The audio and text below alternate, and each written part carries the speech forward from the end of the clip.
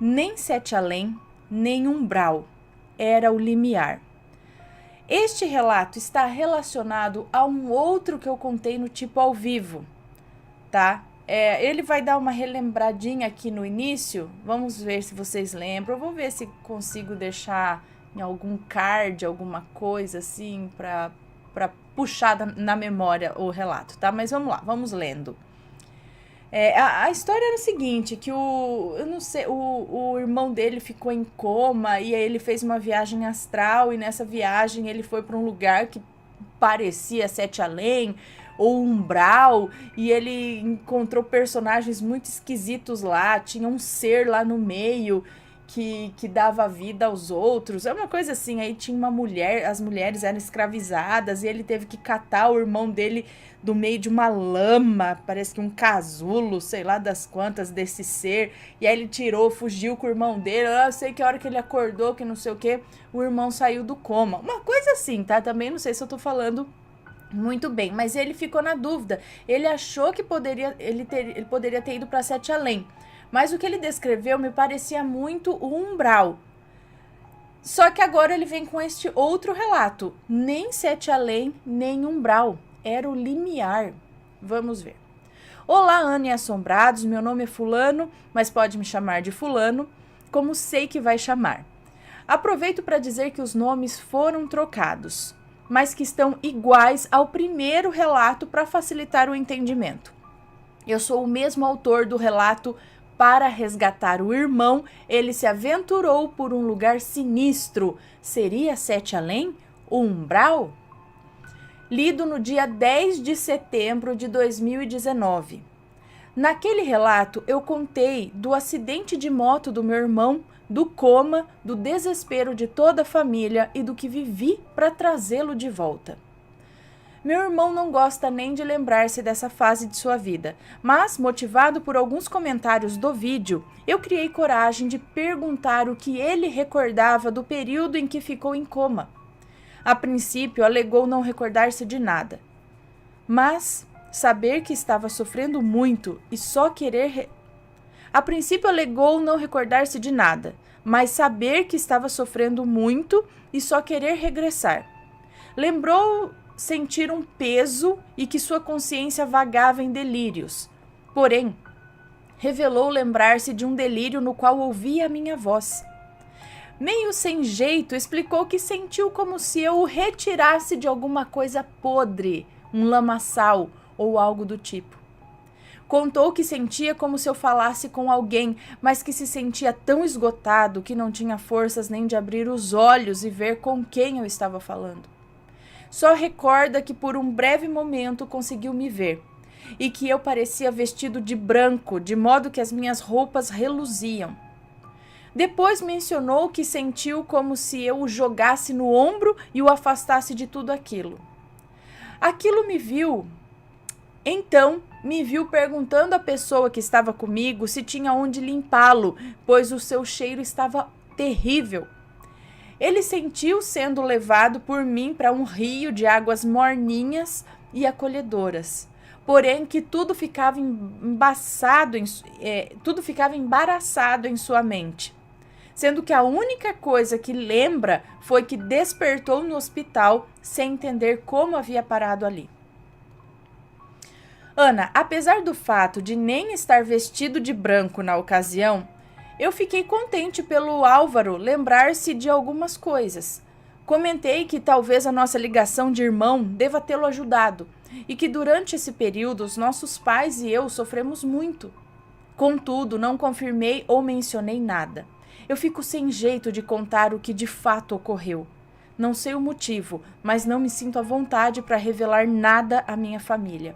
Talvez seja o medo deles pensarem que eu estou de alguma forma debochando do que ocorreu ou querendo me promover.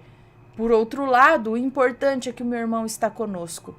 Entretanto, saber que o Álvaro recorda de alguma coisa me deixou aliviado, pois é uma confirmação que eu não tenho nenhum problema mental, né? E que o que eu vivi não foi um simples sonho. Ana, eu não pretendia... Só um minuto. Eu não pretendia escrever mais nada a respeito disso. Contudo, voltei a viver algo que me fez preparar este relato. Eu juro que o que vou revelar não é mentira. Até mesmo porque eu não tenho o menor talento para inventar histórias e não tenho muita afinidade com a escrita. O Canal Assombrado é uma bênção na minha vida, pois me permitiu desabafar e me sentir acolhido. Mas agora vou contar o real motivo que me fez escrever novamente ao canal. Atualmente sou casado com a Jaqueline. Álvaro, meu irmão gêmeo, mora com a Tatiana, que por coincidência é irmã da Laís, sua noiva falecida no incidente revelado no relato passado. Meus pais têm um sítio na área rural da cidade que sempre que podemos, inventamos de passar o fim de semana. Lá não tem piscina, mas um rio que passa nos fundos do quintal. O caseiro cuida muito bem de tudo e quando aparecemos por lá, nos trata muito bem. Sente prazer de nos mostrar as árvores, os plantios e bichos que criam ou aparecem por lá. Adoramos o contato com a natureza e todas as vezes que vamos ao sítio nos sentimos em outro mundo. Tudo tranquilo, pessoas mais humanas e sem interesses financeiros. Também o prazer em sermos bem tratados e podermos nos relacionar com pessoas simples. Dessa vez, além dos meus pais e nossas mulheres, Álvaro decidiu levar os sogros dele e alguns cunhados. Como o caseiro tinha 6 filhos, entre 15 e 24 anos, a partida de futebol estava garantida. Dona Gertrudes, esposa do caseiro, tinha satisfação em cozinhar para muitas pessoas, e a minha mãe adorava ficar conversando com ela. Enquanto isso, o seu Filipe, o caseiro, ficava mostrando as coisas para o meu pai. Durante a manhã, me diverti participando de peladas de futebol, mas à tarde preferi curtir a Jaqueline. Como o terreno era imenso, escolhemos um cantinho para namorar e mergulhar no rio. Foi quando decidimos tirar um cochilo em meio à natureza. Como não tínhamos filhos, e Jaqueline é 10 anos mais velha que eu, estando ela com 36 anos, não vi a hora de engravidar. Chegamos até a fazer alguns exames, mas felizmente não foi encontrado qualquer problema mais sério. Eu procurava tranquilizá-la que na hora que fosse para vir, viria. E que caso não viesse, poderíamos adotar e garantir a uma criança desprezada a oportunidade de ter uma família. Ela, no entanto, alegava que queria mesmo ter filhos com o nosso sangue. Eu andava tendo sonhos com uma menina me chamando de pai e ao mesmo tempo me pedindo ajuda. Aquele sonho era angustiante e começou depois que li nos comentários do vídeo se eu já tinha me atentado que tinha um filho na dimensão que fui buscar o Álvaro. Eu procurei acreditar que aquilo era apenas resultado de eu ter ficado impressionado, assim como o do desespero da Jaqueline em engravidarmos. Como todo homem safadinho, eu estava adorando a dedicação da Jaqueline em engravidar. Quando a gente quer engravidar, a gente faz loucuras. Pois assim não era dispensando quando assim eu não era dispensado quando a procurava. Afinal, quem é casado sabe que às vezes a mulher foge dando como desculpa, agora não, eu tive um dia cheio e tantas outras coisas. Espere para ter filho para você ver. Muito bem. Estava eu dormindo ao lado da Jaqueline quando mulheres têm muita alteração, homens não têm, tá? Vocês estão sempre ali, ó, aquela linha bonita. A gente tá assim, ó. Tá? Bom, muito bem. Estava eu dormindo ao lado da Jaqueline quando voltei a ouvir a voz de uma garota me chamando. Logo essa voz se uniu a várias. Naquele momento eu me senti puxado por algo e me vi fora do meu corpo, a ponto de visualizar a Jaqueline e eu deitados debaixo da árvore. Eu avistei também todo o sítio, pois a minha alma flutuava cada vez para mais alto, de modo que em pouco tempo eu visualizei toda a propriedade da família e até a propriedade vizinha. Eu só conseguia imaginar que eu tinha morrido, mas eu não entendia como. E aí o desespero me bateu. Foi quando senti algo me puxando para baixo com tanta força que eu cheguei a sentir um frio percorrendo a minha barriga. Logo caí numa espécie de túnel escuro e vertical. A queda e a sensação de ser tragado eram terríveis, tão terríveis que eu sentia todo o meu corpo gelado. Foi quando cheguei ao solo de um chão que lembrava uma floresta. Porém, as folhas eram secas e todas as árvores em volta pareciam sem vida. Ao meu redor, um círculo de fogo azul esverdeado. Foi quando me vi vestido por uma espécie de túnica branca. Nisso, avistei adiante e me deparei com duas mulheres muito bonitas e de vestido branco. Uma dançava chacoalhando um chocalho, enquanto a outra erguia uma jarra de barro com um líquido que julguei ser água. Foi quando avistei um homem vestido de tanga e com uma pintura estranha no corpo. Ele tinha um corpo de dar inveja a qualquer um e era um cara realmente bonitão. Este segurava duas tochas na mesma posição da bela mulher que segurava o jarro. Foi quando a mulher que dançava no meio deles parou e informou que bastava, pois eu já estava no meio deles. Naquele momento, senti algo pesado caindo sobre mim e foi quando percebi realmente o meu corpo. Nesse mesmo instante, notei que não estava mais vestido, mas sim completamente nu. As chamas que formavam um grande círculo à minha volta apagaram-se. Eu me sentia-me esgotado, mas ainda assim tentei me levantar. Nisso, a mulher que segurava a jarra de barro abaixou a jarra e a colocou no chão. O rapaz que segurava as tochas mergulhou uma na jarra e depois a outra. Então, ele e a mulher da jarra apenas me observavam. Foi quando notei que seus olhos eram escuros e a pele muito pálida. Apesar da pintura que o rapaz usava no corpo, os olhos eram escuros e a pele muito pálida, apesar da pintura que o rapaz usava no corpo. Nesse momento, a dançarina se aproximou de mim com uma túnica branca e meio esfarrapada. Ela comentou que não tínhamos tempo a perder e foi então que a reconheci como a escrava que havia me ajudado a resgatar o meu irmão.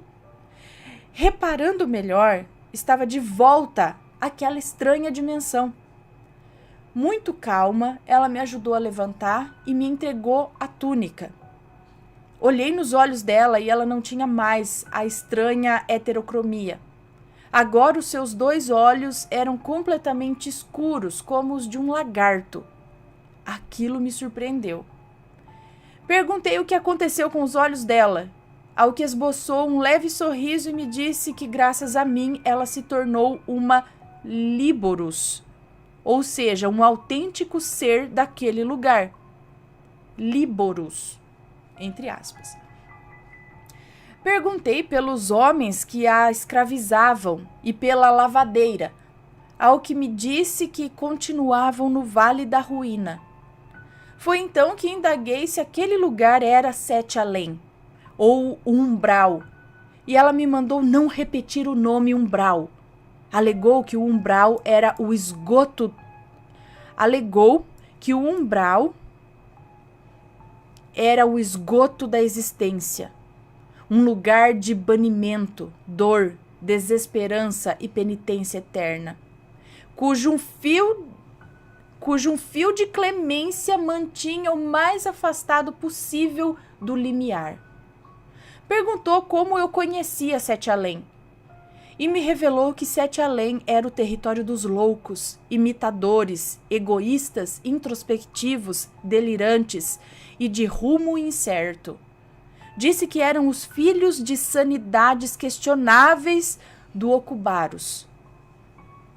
Aqueles que são indignos de colocar os pés no limiar, bem como tudo que vier deles. Perguntei se estávamos no limiar, ao que ela respondeu que sim, e comentou que não entendia a mente limitada dos seres humanos que sempre queriam saber o nome de tudo. Ela me disse que não era à toa que o mundo dos humanos era conhecido como o mundo dos nomes, falácias, blasfêmias, alienação, ídolos e da graça. Nisso eu olhei para o casal que nos observava parados e que pareciam chorar sangue. Perguntei quem eram aqueles dois. Ao que ela alegou que eles eram as nossas sementes. 2 dos 3 frutos que consagraram a sua libertação e que garantiram a ela a nova oportunidade de transmutação e o nome de Aurísia naquele lugar. Já de pé e vestido com a túnica esfarrapada que ela me deu, mas que pelo menos amenizou a vergonha que eu sentia pela nudez, perguntei como e por que eu estava ali. Nisso ela contou que eu fui invocado para retribuir a ajuda que ela me deu. Meio incomodado, perguntei até quando o casal ia ficar parado ali me observando. Nisso ela me chamou de idiota e comentou que pela última vez ela ia me explicar. Dessa vez da maneira como melhor eu poderia entender. Então me disse que aquele casal eram os nossos filhos. Naquele momento eu levei um susto e quis entender que história era aquela. Ao que ela me disse que no limiar não pode haver crianças. Por isso, todos os líboros nascidos no limiar levam 8 meses no tempo humano para se desenvolver e se tornar adulto. Daí os nossos filhos já eram adultos. Aquilo foi esquisito, mas procurei dar muito mais valor ao fato daquele casal ser meus filhos do que qualquer outra coisa. Foi quando me aproximei da bela mulher e a abracei. Ela ficou parada, com uma expressão assustada. Nisso, a escrava, sorrindo, falou que aquilo era o afeto humano e que ela devia retribuir. Com isso, ela me abraçou e, de uma maneira estranha, eu só pensava que aquela era minha filha. Então, eu me emocionei. Depois, abracei o rapaz. O corpo dele era muito tonificado. Ele, meio assustado, me abraçou também. Não satisfeito, abracei os 2 juntos e nisso o alarme daquela dimensão soou. Levei um grande susto e perguntei por que o alarme soou. E ela me disse que o tal alarme só era realmente ouvido pelos humanos, mas que era um sinal que alguém percebeu a presença de invasores. Ela então puxou o capuz da túnica cobrindo o meu rosto e alegou que o melhor era sairmos dali. Nisso, a nossa filha tratou de quebrar o jarro e o nosso filho arrebentou as tochas, atirando o que sobrou delas na mata seca e parada. A escrava, que agora se chamava Aurísia, foi me empurrando e me colocando atrás dela. Nisso apareceram vários infectados e um homem gordo, sujo e de olhos escuros que vinha numa espécie de carroça conduzida por alguns infectados. Ele perguntou o que fazíamos ali, ao que o meu filho disse que estavam procurando o que comer. Nisso o ser o chamou de Maiaus e disse que houve uma violação. A minha filha disse que então ele não tinha tempo a perder e devia localizar isso o quanto antes. Diante disso, ele se mostrou irritado e, a chamando de Térsia, a mandou se calar e não se atrever a ensinar a ele o seu trabalho. Furioso, alegou que ela não passava de uma líboros e que não era digna de falar com um líboros sem que ele perguntasse algo. Meu filho interveio, alegando que ele estava perdendo seu tempo com desavenças e que o esquartejador não teria clemência se ele não localizasse aquilo. Nisso, o ser voltou-se a Aurísia, alegando que a proposta estava de pé. Ele poderia garantir muita comida se, em troca, ela lhe desse o contaminado. Aurísia alegou que o contaminado, como ele chamava, estava tão bem que, como ele poderia ver, continuava de pé. Ela falou como se eu fosse o contaminado. Diante disso, ele a fitou com ódio e saiu. Nisso, meu filho e a minha filha começaram a destroçar os infectados que se aproximavam. Eu não entendia nada. e perguntei o porquê dela chamar os nossos filhos, o porquê dele chamar os nossos filhos de Maiaus e Térsia. Ela então explicou que estes eram os nomes deles. E eu perguntei também o motivo dele ter se referido a mim como contaminado e que negócio era esse de violação. Ela explicou que invocar um ser humano é uma violação grave e que aquele Líboros cruel pensou que eu era o nosso terceiro filho. Explicou que este se chamava Esbaro e que nasceu com uma condição muito desfavorável. Daí já deveria ter se tornado um vagante ou escravo. No entanto, ela jamais daria um filho à escravidão. E eu perguntei o que ele tinha, ao que ela contou que ele era mal transitado e tinha características muito humanas para o limiar. Explicou-me que aquele era o real motivo dela ter quebrado todas as regras e ter me invocado, mesmo sabendo que a punição para tal ato era o banimento para Sete Além, se tivesse sorte, ou para o Umbral, mas que nenhum desses lugares era um lugar bom. Enquanto Maiaus e Térsia se livravam do grupo de infectados trazidos por aquele ser, Aurísia me levava para uma clareira com uma casinha de barro no centro. Nela tinha alguns varais com trapos branquinhos estendidos. Ela me conduziu para dentro da casa, onde me deparei com um ser meio humano, meio lagartixa. Ele não usava roupa e cozinhava algo numa espécie de forno de barro. Na panela de barro, algo parecido com lama que fervia, borbulhando e estourando. Este comentou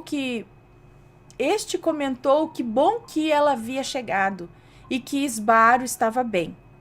Depois se voltou a mim e comentou que eu parecia muito com Esbaro quando se transmutou num adulto, tempos atrás. Eu não parava de pensar que aquele ser era uma lagartixa gigante. Logo ele baixou a cabeça e voltou-se ao que fervia no fogão. Nisso Aurísia alegou que eu deveria ser tão indiscreto.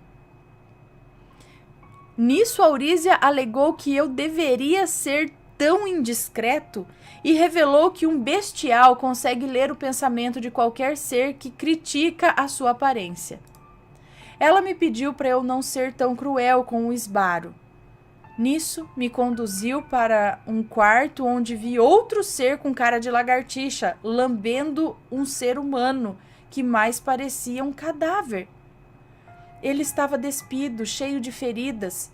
Só então percebi que o ser comia as larvas que saíam do corpo do moribundo daquele homem. Ela me disse que o Líboros deitado na cama de palha era o Esbaro. Nisso o rapaz abriu os olhos, que eram humanos, e voltou-os a mim. Lágrimas humanas escorreram deles e aquilo tocou o mais fundo do meu coração. Os cabelos lisos lembravam os do meu irmão. Ele respirava pela boca, tamanho grau da enfermidade ou sei lá o que ele tinha. Com dificuldade, ele me pediu perdão por ser tão asqueroso e horrendo. Nisso, eu comecei a chorar. Minha alma só repetia que ele era o meu filho, e talvez eu fosse o culpado dele ser assim. Pois mesmo sendo humano, me deitei com a mãe dele para que ela engravidasse e fosse livre. No entanto, eu não pensei em nenhum momento no fruto da gestação. Nisso, me aproximei dele e disse que ele era lindo e precioso e que se eu o julgasse feio, estaria julgando a mim mesmo. Falei isso acariciando seu rosto e o abraçando. O cheiro dele já era carnicento, mas em meu coração eu pouco me importava. Ele era o meu filho, independente do seu estado. Nisso, emocionada, Aurísia disse que ele era a primeira semente, nascido 5 minutos antes da Térsia e 10 minutos antes do Maiaus. Chorando, eu só o abraçava e pedia perdão por tudo que eu o fiz sofrer. Eu nunca senti um sentimento de paternidade tão grande. O meu coração só dizia que, se pudesse, eu queria estar no lugar dele, somente para ele ser como seus irmãos naquele momento. Aurísia me tocou e disse que precisava falar comigo. Antes de sair, eu beijei o esbaro mais uma vez e até abracei o ser de cara de lagartixa que cuidava dele, o agradecendo.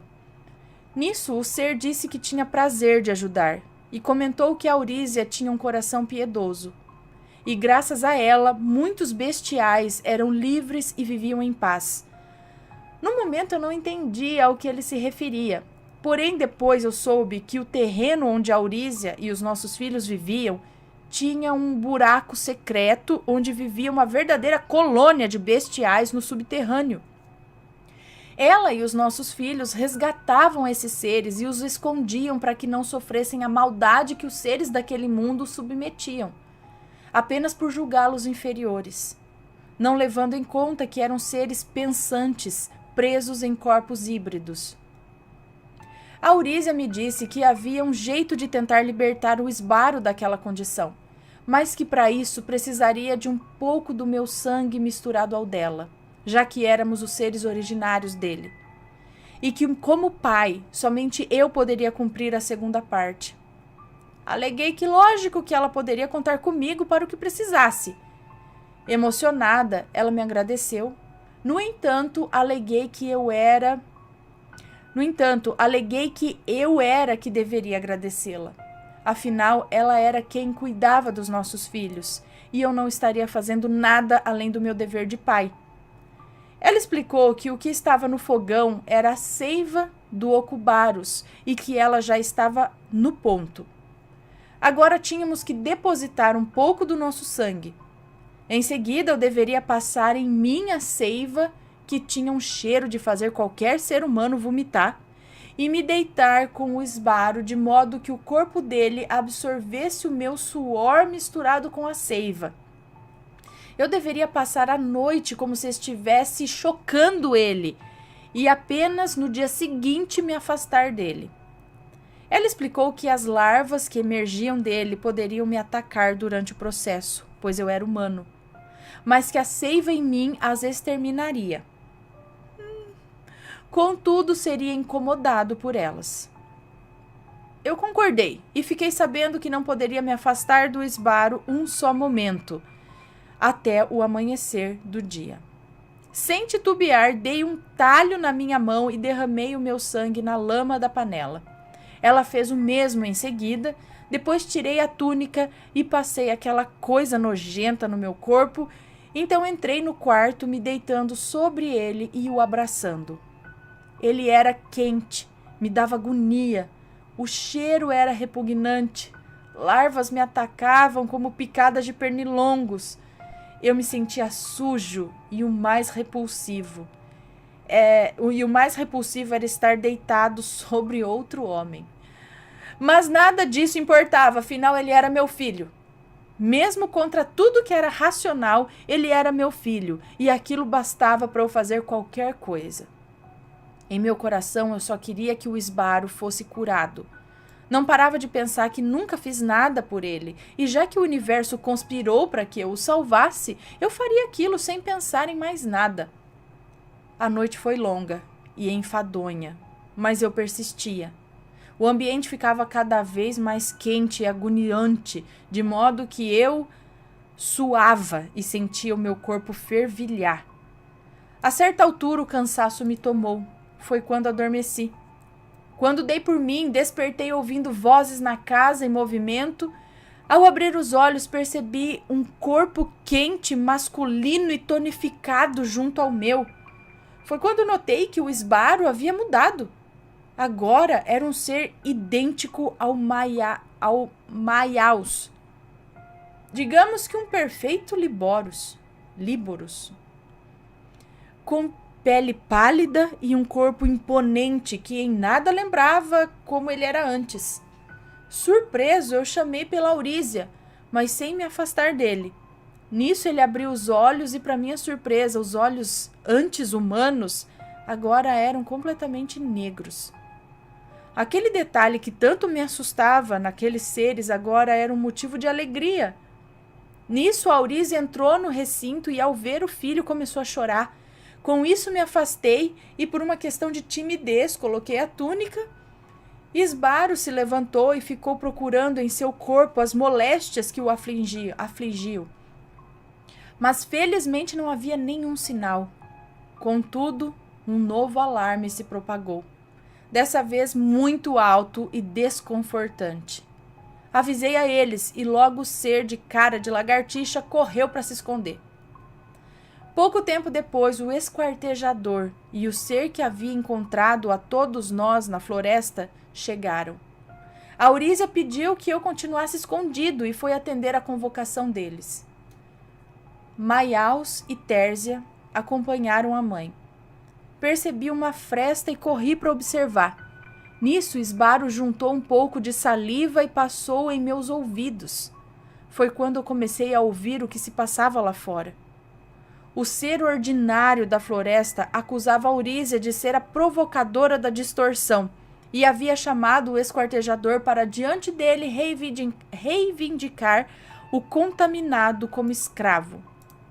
Maiaus deu um soco no ser ordinário e alegou ser tudo mentira o que ele proferia maliciosamente. Nisso começou um bate-boca, até que o esquartejador exigiu silêncio e ordenou que Isbaro se apresentasse diante dele, para que visse se ele era ou não um contaminado, e se fosse, que o ser ordinário levasse consigo como escravo e fizesse com ele o que bem entendesse. Quanto à acusação de distorção que fosse julgada juntamente com o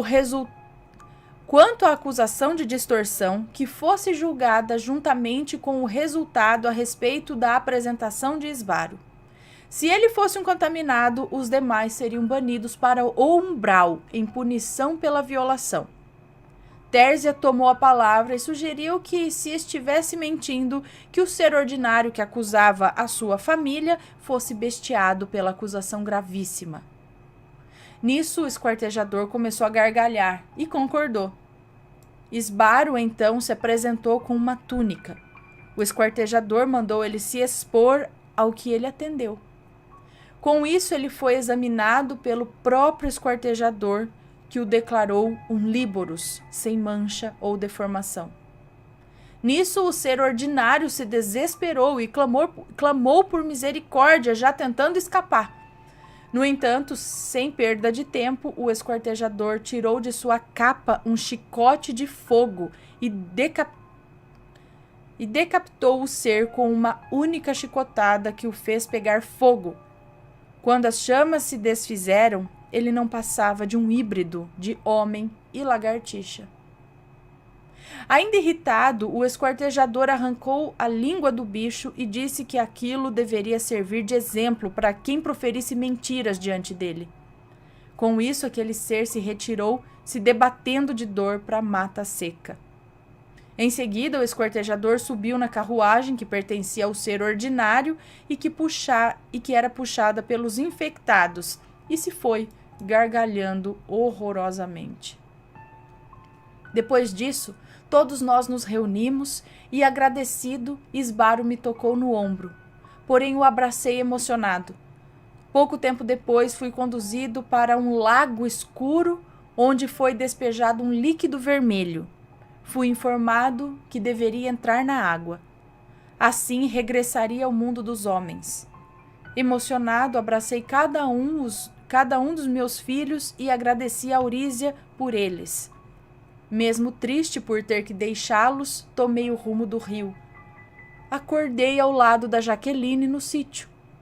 Eu estava chorando e ela me olhava assustada. Um mês depois, assim que regressei do serviço, Jaqueline me fez uma surpresa onde revelou estar grávida. Ana, muito obrigado pela oportunidade. Eu tive que encerrar bruscamente o relato porque ficou imenso. Eu espero que goste. Tudo de bom para você e todos os componentes deste canal maravilhoso. Que Deus nos abençoe e guarde.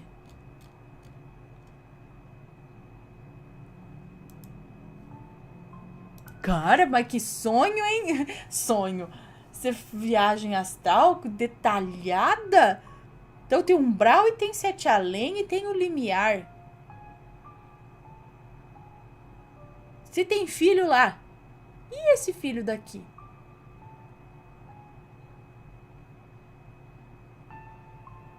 Tem alguma coisa a ver com o de lá? Ai, gente, cada coisa aqui que a gente vê que a gente fica meio, gente, que coisa, né? Olha. Bom, deixem a opinião de vocês aqui embaixo com respeito, tá, gente? Por favor. Se não for para falar nada aqui que seja interessante ou que acrescente de forma respeitosa, então não diga nada.